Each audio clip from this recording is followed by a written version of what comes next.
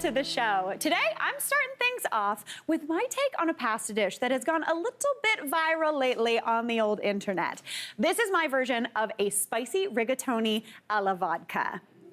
Listen, this is such a good dish. It's so tasty. It's definitely very full of fat. There's butter, there's cream, there's everything delicious you could ever want. And it comes together in a total flash. This is like a total showstopper if you're really looking to impress with some flavor. So the first thing I want to get started on is my noodles or my pasta. We're doing rigatoni today.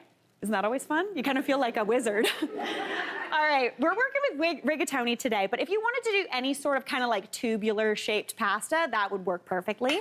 I've got a pot of boiling water here over high heat, and I am gonna season this water pretty well with some salt. We're gonna go, ooh. Guys, don't worry, it's okay, it's gonna taste great. That salt seasons that water. Most of that water is going down the drain, so really there's not too much salt per amount of water, if you're thinking about it like that, if that makes you feel any better. But into there, I'm gonna add in my noodles. So I've got 375 grams of rigatoni right here. If you wanted to, again, you could use penne, you could use any sort of kind of tubey pasta, that would be perfect. So I'm just gonna add that on into that boiling water and let that get cooking. So you just want that to cook until it's nice and kind of toothy and al dente. It's gonna be absolutely beautiful. And the beautiful thing about this recipe is that by the time those noodles are done, your sauce is gonna be done. So dinner takes like all of 15 minutes. So, I know, right? It's always good for a Friday when dinner's quick, but also a showstopper. Now, I've got a pan here over about medium heat. So this is where I'm gonna start building my sauce. So to start off, we need some butter, because with this dish, you want a good amount of fat. It's gonna be absolutely beautiful. So I'm adding in 3 tablespoons of butter, and if you're someone who uses a stick, that's like a little less than half of a stick of butter, but that's okay. Again, we're treating ourselves today. If you're putting vodka in a sauce, you gotta be okay with a lot of things. It's all good. All right, so just add that butter in and let that get melting. While that gets to melting, I'm gonna chop up a shallot. So I'm using just like kind of a medium-ish large shallot here. And a shallot is essentially like a tiny little onion. It's got finer, like petals, kind of, like it's a little bit thinner than an onion. So it cooks down really, really quickly, and it's a little bit softer in flavor than an onion. It almost has a little bit of a garlicky feel to it, which is a total dream. So I'm just cutting right down kind of the long way. And then I just pass my knife across, just like you would a normal onion. If you did not have a shallot or you couldn't be bothered to buy one, honestly, don't worry. You could swap this out with like half of a yellow onion. That would work perfectly. But basically you want like a few tablespoons of that. So I'm gonna add that on into my pan of my melted butter over here. We've got a little bit of browning happening. Honestly, that's just gonna build some flavor. That is looking beautiful. I'm gonna season that up with a little bit of salt, a little bit of pepper. This burner is the hottest burner this side of the Mississippi, let me tell you right now. You want to take it a little less than this, go for it, but give that a stir. And as soon as that shallot starts to cook down, it's gonna smell absolutely amazing. So for me, I would cook this for about 1 to 3 minutes, depending on how hot your burner is, and then I'd start adding the garlic. But right now, I'm just gonna start. So we want 3 cloves of garlic in this sauce. This is a good, punchy, flavored sauce. And as per usual, I'm just rasping it right on into the pan. Anytime I'm adding garlic into something that also has an onion or a shallot or any sort of vegetable that takes longer than garlic to cook down, I always add it later. Garlic burns a lot quicker than something like a shallot or an onion, and you don't want that to happen, because if you've ever had burnt garlic before, not cute, not good. We don't like that flavor here in this kitchen. Burnt onion, you can pretend you did that on purpose. Burnt garlic, nobody wants it. It's not great. All right. So we've got those cloves right on in, and you can immediately smell it. Almost smells like garlic bread in here, which is always a very good thing. All right, now that I need to cook down for about 30 seconds just to cook off that raw garlic flavor. While that does its thing, I'm gonna work on my tomatoes. So I like to use cherry tomatoes in this. This is not 100% necessary. You don't have to add those fresh tomatoes, but I like that juicy little pop it gives. It also makes me feel like it's a little bit healthier because there's like a whole vegetable or fruit in there.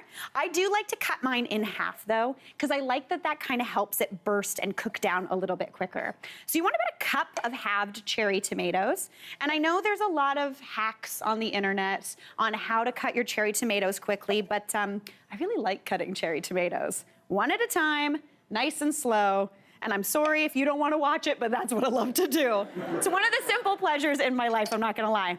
All right, so I've got some already done. I'm gonna bring these on over to that pan, and I'm gonna add those cherry tomatoes right on in with that garlic, with that shallot. Give that a bit of a stir. And as soon as those tomatoes hit, they start to break down a little bit. Add a little bit of salt just to help those cook down. And then to build the sauce, the thing about this dish is it tastes like you've been cooking it for hours. And the secret to that is a can of tomato paste. Not a can of crushed tomatoes. You want to use tomato paste because someone has done so much work to cook this down. And by someone, I mean a robot, probably. It's cooked down, it's jammy, it's rich, it's tomatoey, and it's totally delish. And the best thing about this recipe is it uses a whole can. None of that pesky little, like, 1 tablespoon of tomato paste left over. My good friend Dave told me you just gotta freeze it. Put it in a bag, freeze it, and you're good to go. But do I do that? No, I usually pop it in the fridge and it turns into like, what's that? All right, so we're just gonna add that tomato paste on into that pan. And already that will taste like it's been cooking down forever. Now, if I wanted to make a classic kind of vodka sauce, I would stop here and just let this cook down for a few minutes, but we wanna make this a little bit spicy. So for that heat, I'm gonna add in some chilies. I'm using chilies in oil. This stuff is so good. If you've ever had like a little bit of bread dipped in some oil, put this out there. Oh my gosh, everyone will think you're a wizard. But I love the chilies in oil. Now, these are spicy. But we're going for spicy. So I'm gonna say you could do a tablespoon for like a good amount of heat. That would be nice. Or, you know, for a bit more, you know, another. Y'all hold on to your seats because we're going in with 3. I love a little bit of heat. Listen, guys, it's gonna be good. I love that chili. These are nice and sweet. They are spicy, but they're not bonkers. Now, if you didn't have chilies in oil, you can feel free to use just dried chilies. I only use about a teaspoon or 2 teaspoons of those because they do tend to be a little bit sharper. So now I would want this to cook down for about, again, 2 to 3 minutes, just to bring those flavors together, cook down those cherry tomatoes. And once that happens, you get something that looks kind of like this. Do you see that little bit of kind of oil that's cooked out of those tomatoes? Looking absolutely beautiful. So this is where we get to sauce things up a little bit and add our good friend vodka. So, right? It's Friday, we're good to go. Now, for this dish, I want to use about a 1/4 cup of vodka. And a 1/4 cup is 2 shots if you're using regular shot glasses. But these are big shot glasses. So I'm just gonna go in with 1 of these. You want a 1/4 cup, which is also known as 2 ounces. So just add that right on into the pan. What's that? Yeah, I think that was a 1/4 cup. I'm not gonna add that extra one. Listen, you do whatever you want with this extra shot of vodka. I'm gonna leave it. Now, I am gonna stir this together, and what you want to happen here is you wanna allow that vodka to cook off for about a minute or 2. We'll cook it down. Most of that alcohol will cook off, but what's happening in this pan is a little bit of magic.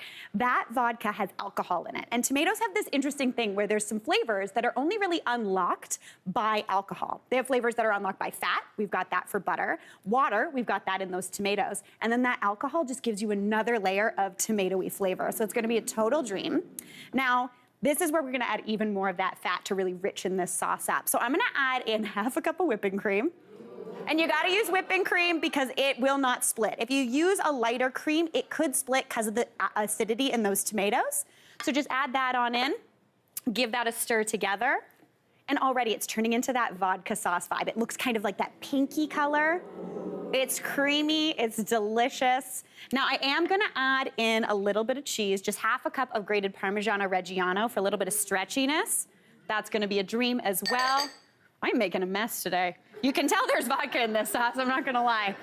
All right, now I am gonna add in my noodles. These ones are not cooked totally, so I've got some cooked right over here, and I'm just gonna toss those babies into that sauce. So just add those in. If you had your noodles perfectly cooked right in the nick of time, you could just slop them over from the pot right into this sauce. But again, we like to make some cheats here on TV just to make sure we get everything done. Give this a good stir. Do you see all that creamy sauce, the little bit of heat that's going on in there? Now, to thin this sauce out and help it stick to the pasta, a little bit of that cooking liquid has some starch in it. That's gonna bring everything together. Give that a good stir. And now I wanna add in a little bit of freshness, just in the form of some basil. So this baby's gonna come on over here with me. I'm gonna pop this down, and I'm just gonna toss in a little bit of some fresh basil. You can chop it up, you can tear it up, do whatever you want. I think I'm gonna go kind of like rustic and just rip this up. That bright, fresh basil almost gives a little bit of a licoricey flavor. Give that a stir, and you have got the most delicious, quick, rich, wonderful pasta that is going to be a total showstopper. So just scoop that up, pop it in a bowl, and you, my friends, are a total winner. You've got a drink and your dinner all in one bowl, and I'm feeling very good about it. A little bit of basil right on top, some extra fresh parm, and bon appetito. Whoa. Hey, Mary here. What did you think? Drop your comments below, and don't forget to like and subscribe for more of the good stuff.